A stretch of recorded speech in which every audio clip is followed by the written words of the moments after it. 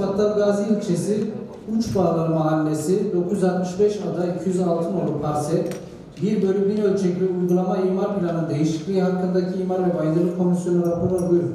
Malatya'da Battalgazi ilçesi Uçbağlar Mahallesi'nde yer alan ibadet alanı fonksiyonuna sahip 965 ada 206 numaralı parselin güney ve batı cephesindeki 5 metre olan yapı yaklaşma mesafelerinin 3 metre olarak düzenlenmesine yönelik hazırlanan ve Battalgazi Belediye Meclisi'nin 07.01.2025 tarih ve 4 sayılı kararıyla onaylanan 1/1000 ölçekli uygulama imar planı değişikliği şehircilik ilkeleri ve planlama teknikleri açısından değerlendirilerek komisyonumuzca uygun görülmüştür. Kabul edenler, etmeyenler oy birliğiyle kabul edilmiştir.